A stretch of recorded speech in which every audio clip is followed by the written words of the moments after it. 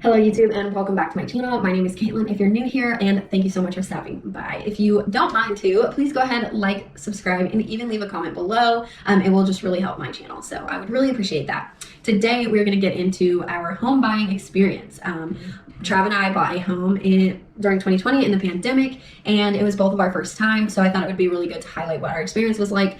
We have had several friends ask details about it, and I think that it's kind of like this mysterious process for people who have never done it, and so I thought I would shed some light on that. So I know it's going to be a little bit longer of a video, so I'm going to try to go as fast as I can while being detailed. So please bear with me and follow along. So step one in buying a home is you have to decide to buy. You got to be in or out. There's no in between. You're buying or you're not buying, and that's that. So that's my take on it. We decided to buy for several reasons. We knew that neither of our living situations could be combined for any length of time, not long term, and we both really hated the idea of throwing money away renting still, because I had been renting for years between school and graduating. So those are the big reasons we decided to buy. We had been dating for a year at this point, so we knew that we were ready to move in together, and that's that. So anyway, this was in about January, just before the pandemic, when we decided we were going to go for it. So at that point, we asked Trav's mom who we should go with for realty, because we really weren't sure. We knew of people, but we weren't sure. So she gave us the name of a friend who was a realtor, and as soon as she did, we were like, yeah, this lady's great. We knew who she was. Trav knew her. I knew who she was, and we knew that we were happy with that choice. She has a good reputation, and she is most like us. So if you get a realtor who thinks that properties are really nice that are dissimilar to what your interests are, I think that's a valid reason to maybe look for a different realtor. We knew that she was up our alley. She's gonna like what we like. She's gonna look for what we like and know exactly what we're looking for without having to explain it more in depth. So all we had to tell her was we love fishing, we want to have water on the property, we want a decent house, and we want some land to go with it. And she immediately knew what to look for. And she's from the area that we were from, so we knew that she was going to be one of the best options that we could go with, and plus she's a family friend. So it worked out really great.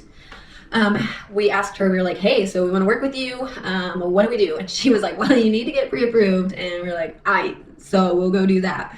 So she actually gave us the name of a mortgage broker or a mortgage person in the area that we live in, and so I just set up an appointment with him. I'm going to say I did this or I did that a lot in this video, but Trav and I did everything together. However, I just happened to have more time off work to be able to go do these things. In addition to that, I have a more relaxed lunch hour. Trav doesn't always have time to do anything but eat on lunch, whereas I was working from home, so all I had to do was walk to the fridge and then eat for 20 minutes, and then I had 40 minutes of time to make calls. So even though it seems like I did all the work, I did not do all the work. I would bring all of the information back to Travis, and we would make decisions together on everything. So please just know that ahead of time. This was a team effort, and he definitely did more than his share. We were definitely in this together. So I just had to put that caveat. But anywho, I made an appointment to meet with a mortgage guy that our realtor had told us about. And so I went in, and he was just awesome. He was also from our small town, which means a lot. We like to go local when we can. And he was just so great. He answered all my questions. He was like, what are you looking for? Roughly, what do you guys make, without giving official documentation. And he was like, okay, yeah, this is what I'm thinking for you, and all that. So it just worked out really great. I felt really comfortable with him, and I reported back to Travis that I felt really comfortable going ahead with him. And so we just did, we did not mortgage shop the way that a lot of people tell you to do. They tell you to mortgage shop for better rates and things like that. But we just didn't do that because we felt really good about the guy that we went to first. And I think, for us, we are very go with your gut kind of people. And so we did. And I have no regrets. Additionally, another good reason that it made sense for us to not really mortgage shop is that the mortgage rates were so low at that point, and I think they're still pretty low. I don't think that any other broker could have gotten us a better interest rate, so there really wasn't a good reason to go mortgage shop. So anywho, we went with him, and we felt great about it. So the next thing we did was get pre-approved. So what we had to do was turn in tons and tons and tons of documentation. So anything financial document wise, you're gonna need to turn in. If you have a savings account, if you have credit cards or loans, we do have some loans, I have some loans, but anything like that, you've got to let them know and give them evidence of it so that they can determine what your debt to income ratio is.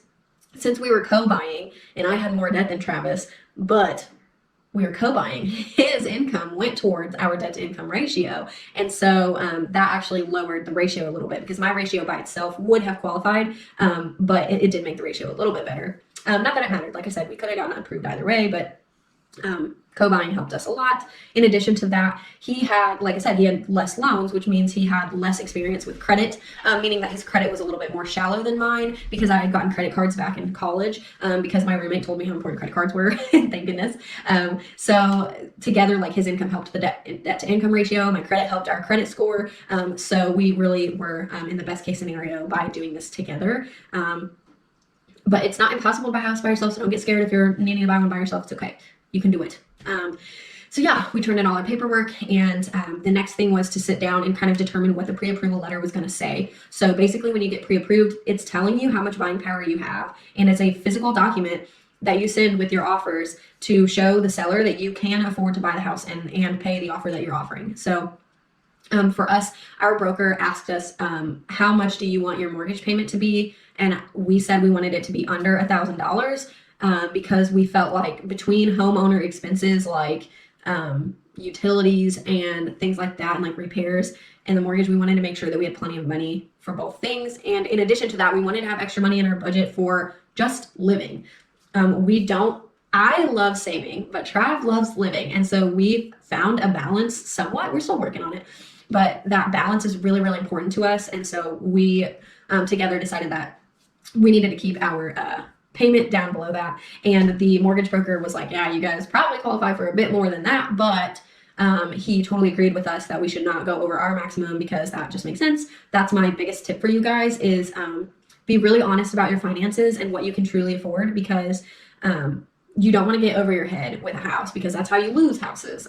When you don't have the money to pay for everything and a crazy expense comes up and you've got to get another loan to pay for that expense, and then you got loan payments, and we didn't want any of that. So we ended up not getting a pre-approval letter that went to the full max of what we really could have. But so we got our maximum in our approval letter, and that was that. So he sent it over to our realtor, who could put it with any offer that we put in. Something important to know is that pre-approvals only last for a certain amount of days, and they will tell you, it's not a secret how many days they last, and it depends on what part of the country you're in, your company that you went with, things like that. So for us, we were very lucky. This also depends on how long credit reports last. So credit reports last, I think, a maximum of 120 days. So a lot of pre-approvals will last up to the amount of time your credit report lasts, or shorter than that. So ours was 120 days, which meant we had 4 months to find a house, make an offer, get everything done, and close. Like, it was crazy. Okay, we didn't actually have to close in that amount of time, but we had to find a house and get an accepted offer in that pre-approval window. So we've gone through a few steps. So decide to buy, choose a realtor, pick a mortgage company to go with, and then get your pre-approval through that mortgage company. So that's 4 things you got to get done before you can even look for a house. So then next up is the search. So then you start looking at houses. This was when we really started working with our real estate agent, and she was awesome. Like I said, we didn't have to tell her very many details, and she was on it. Some of the things that were really important to us: we wanted land, we wanted water on the property, and we wanted a big enough house. So that was it. Those were our like very minimum criteria.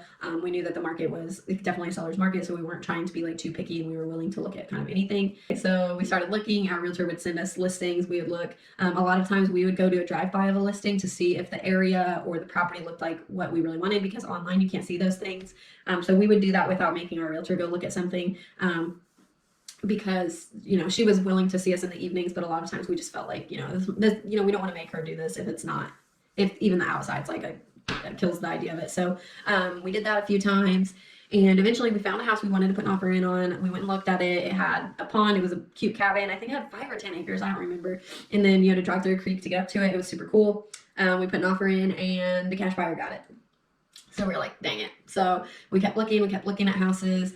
The second one we put an offer in on was another cabin. It was on a pond, bigger pond, more land, and cash offer, got it. So again, we were like, this sucks, and we were getting really discouraged because it was so hard to find something that we liked with water that was in the area that we wanted to be in. We couldn't move very far because Trav's job is in person. I was working from home at this point, but for Trav, it was like just very, very important. And additionally, with what my degree is in, worst case scenario, I can work kind of anywhere. I'm in IT, so for now, I wasn't as worried as he was, but his job is in person. You cannot work from home in any capacity. So it was really important that we lived within an hour of his job, so that limited where we could look. So anyway, we had this house on the back burner in Zillow, just saved for a long time. Not me, he did. He had it saved, but we had our Zillows linked. And I told him a million times I didn't want to go look at this house. It sucks. It's not gonna be what we want. It's gonna be needed gutted, and I just don't want to do all that work. And it was at the upper end of our purchasing power. So once we ran through 2 offers and didn't get one, I was like, yeah, sure, we'll go look at this house. And thank goodness, like I literally cannot express to you guys how important, like, listen to your partner, because oh my lord, thank goodness he kept this on the back burner and just kept biding his time to get to look at it, because oh my gosh, it was the perfect house. Like we got here that day and we were like, oh, I don't know. And then we walked around the back and the lake is so pretty. We have everything we could possibly want in a first home. This is like the type of home that could be someone else's forever home, especially after we finish renovating it, because it has everything. It's 3-bedroom. It's got a lake, a beautiful deck. We're going to expand the deck. It's got like a cute little bridge. It's got wooded area. It has a garage, everything. So we were just so happy when we walked into this house, even though it needed a ton of work. It was stinky. It had old carpets. It needed paint. It needed, new floor. It needed everything. But we knew that we were capable of doing those things. So we went ahead, we put our offer in that day, the same day that we saw it, and we got an accepted offer. So something to note about offers, since this is supposed to be kind of an informative video too, is when you make an offer, you can request that the seller pay some of the closing costs. And so we actually did that because we knew that with how much work the house is going to need, in addition to it having been a pandemic that we were in, we had blown through a little bit of our savings. But what we did in order to make the deal sweet enough for her to go ahead and say yes to that was we offered to pay for any of the fixes or updates that were needed in order to pass the inspection for the loan.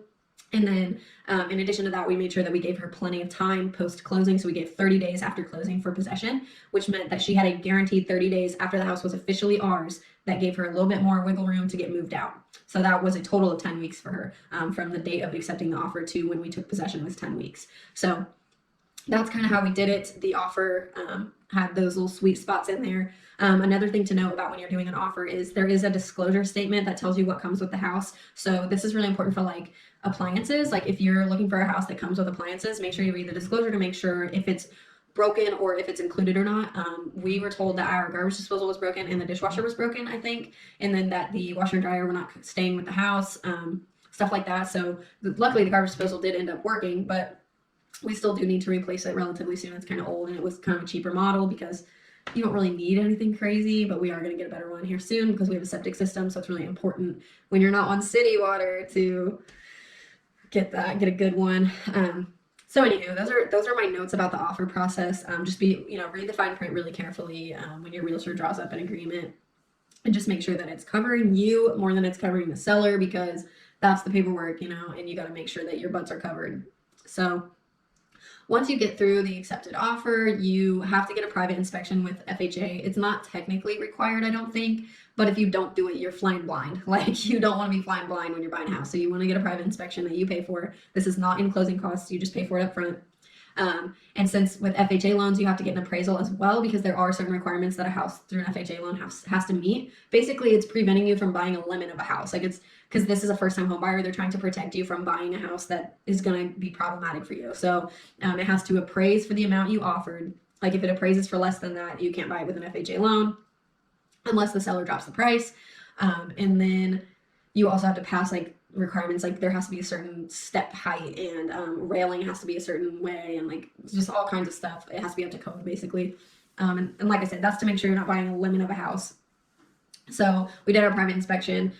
He gave us all the notes of the things we needed to fix, and we fixed them. It took a little bit of money, a couple weekends. Trav's dad helped us, and he was awesome. He helped us financially on that one as well, which was huge because, like I said, we were running through our savings, and the house was over an hour away, so it was just like a lot of time to get over here from where we used to live. So once we did that, we scheduled our FHA appraisal, which, like I said, they go through and check that the house is up to code and make sure that it appraises for what it should appraise for. And lucky for us, it did. It appraised for exactly what we offered, so that worked out really great.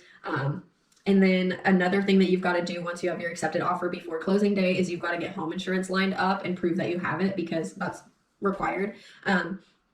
So this was the first time I ever shopped for a rate of anything. I went through I think 8 quotes from different insurance providers, and I ended up picking State Farm. The reason that we went with State Farm was because for really close to the same amount as the lowest quote that I could get, we got way more coverage. So they were able to give us a 1 million liability coverage, which is huge because we do have a lake. We do want to have family over. We do want to have friends over, and we do have a big porch. And so we just want to be covered if somebody like slips and falls or something. And additionally, State Farm was doing this thing where if you fully covered the house for what they said your house needs to be covered for to be full coverage, they would add an additional like 20% of coverage. So that would help if our house ever like, I don't know, burned down or something, or like got hit by a tornado, like the extra 20% would help us clear the property so that we could rebuild. And typically the full coverage is just the cost of rebuilding the house. It's not going to include that part. So that was like really cool for us. And then also going with State Farm, I knew that I needed a new car, like auto insurance policy as well. And I knew that like I could get a multi-line discount if I went with the right car company. So they gave me a really great quote for if I went with them, I would get the multi-line and multi-car discount. So we went with them. It worked out really great. And so once you get your home insurance and your appraisal and everything done, you just submit the documentation and the mortgage company gets everything ready for you. And the next step is just the closing day. So closing day, you get your closing costs from your mortgage broker beforehand, and then you make sure that you bring that money with you. They will tell you how to bring it. We bring a cashier's check, and you'll go in and you will just sign first for what feels like forever. We went in there and they joked with us like, "Are you ready?" And it was like a stack of papers like that thick, and you had to sign like nearly every single one of them. So, and since we were co-buying, meaning that we have equal ownership of the home, we had to sign each of them, like both of us. So it was like so much just signing and signing some more. So that's pretty much it. That's closing day. Once you finish signing, you're done. You bought your house. The one thing I wanted to throw a tip in here for signing day is make sure you get a picture with your realtor, because most like title companies or real estate offices or whatever, they've got like the key that says like first time home buyer or like we bought a house or whatever. And like we forgot to take a picture with our realtor and we were really sad about that. She did end up coming to our housewarming event and we got a picture with her then, but it's just not the same because it wasn't on closing day. So after closing day, the last thing in the home buying process is taking possession of your home. So a lot of people assume that when you close, you immediately have the house, like they hand the keys over to you right then and there. And in some cases that might be true. For us, as part of our offer, we made sure that there was a buffer of 30 days between closing and possession, which left a lot of time for the previous owner to move out. She wasn't going to be able to move until she got the money from our sale, so that she could go buy a new place of her own. And that is pretty darn common for people. They are not going to be liquid enough to go buy a new home until they've sold their other one. So we made sure that there was a month in there for her. So she had already started, of course, moving and everything, because it was very clear that we were going to get approved and that we were going to make sure that we bought this house. But sometimes these deals fall through, and so sometimes people don't uproot their lives and start packing until closing day, or until closer to closing. So anyway, we gave her a whole month to finish packing and get all her stuff moved. And then she's so sweet and we were really nice, and we weren't jerks. So she ended up not getting everything moved right by closing day, but she did give us the keys and we did have possession on the right date. So the reason I think it was good, in addition to giving her time, was that it gave us time to get utilities set up and just prepare to own the home. So, because you've got to get your electric and water and everything put into your name and everything ready to go. So we already had that done, and we had that extra time when we were done with closing, because every minute of our time before closing day was like getting, first of all, we were working full time, obviously. So any extra time we had, in my lunch hours, I was calling insurance companies and I could only get through 1 or 2 calls in a lunch period. So I was spending all of my time working on that. Trav was coming over here and working on the projects that needed to be done to pass the appraisal and everything. So we just were really busy and we didn't have time to do those utilities beforehand. So it was really nice to have that break in between. So yeah, we took possession and that's it. We have our house. That's when we started renovating. Almost immediately, the weekend after we took possession is when we started renovating and kind of demoing. But yeah, that's about it. Thank you so much for watching. If you have any questions that I managed to miss in this freaking 30-minute video, please let me know below. If you have any comments or funny stories from when you guys bought a house, please let me know below. We didn't really run into anything like funny in our search, so sorry. Yeah, I hope you guys find this helpful. If you do, please like, comment, and subscribe. Thanks.